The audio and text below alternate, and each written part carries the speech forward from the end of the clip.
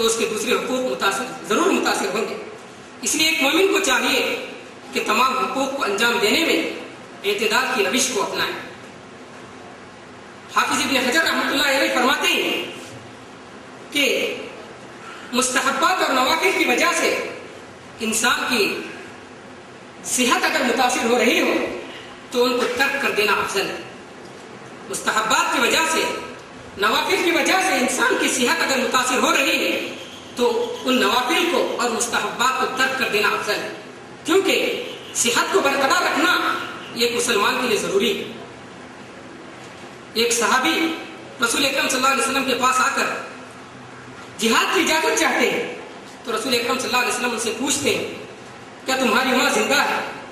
تو وہ کہتے ہیں کہ ہاں میری ماں زندہ ہے۔ تو رسول اکرم صلی اللہ علیہ وسلم نے ان سے کہا کہ جاؤ اپنی ماں کی خدمت کرو، یہ تمہارے لیے جہاد سے بڑھ کر ہے۔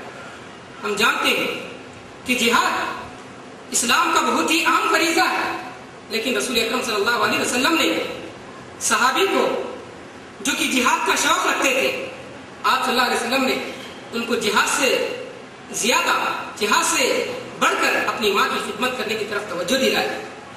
اس حدیث کے ضمن میں امام ابن تیمیہ رحمۃ اللہ علیہ فرماتے ہیں کہ اگر کسی عبادت کی انجام دہی میں اس سے بڑا اہم فرض اگر ترک ہو رہا ہو تو اس عبادت کو انجام دینا حرام ہے۔ اگر کسی عبادت کی انجام دہی میں اس سے بڑا واجب یا اس سے بڑی عبادت اگر ترک ہو رہی ہے تو اس عبادت کو انجام دینا حرام ہے، یعنی اس عبادت کو ترک کر کے جو اس سے بھی زیادہ افضل ہے اس کو انجام دینا ضروری ہے۔ تو ان تمام واقعات سے، علماء کرام کے بیانات سے یہ بات معلوم ہوتی ہے کہ اللہ تعالیٰ نے جو حقوق یا واجبات ایک مسلمان پر عائد کیے ہیں ان کے مراتب کا لحاظ کرتے ہوئے ہر ایک کو اس کا حق دینا ایک مسلمان کے لیے ضروری ہے۔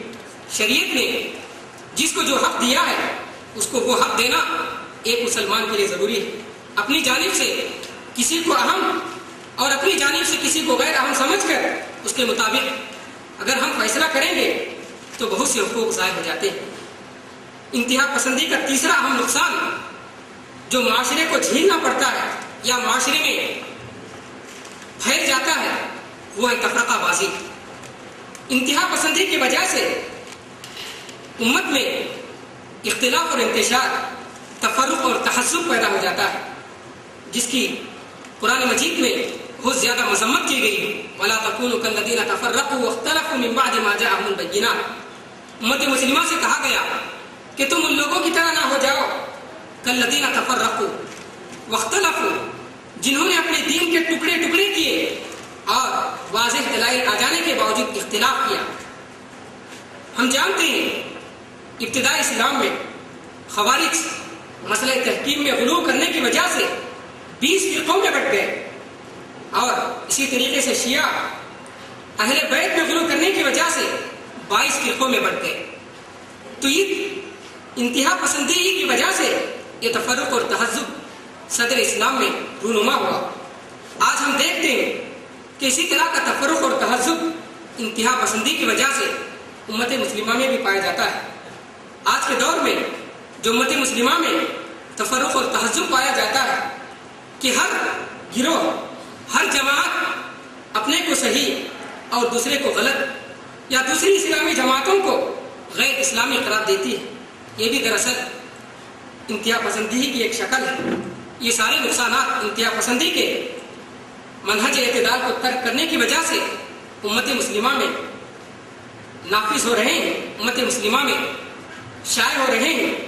اس لیے مسلمان کو چاہیے کہ وہ انتہا پسندی کی روش سے باز آ کر اعتدال کے منہج کو اپنائیں۔ اللہ تعالیٰ سے دعا ہے کہ اللہ تعالیٰ ہمیں منہج اعتدال کو سمجھنے اور اس پر برقرار رہنے کی ہمیں توفیق عطا فرمائے۔ آمین۔ وآخر دعوانا الحمد للہ۔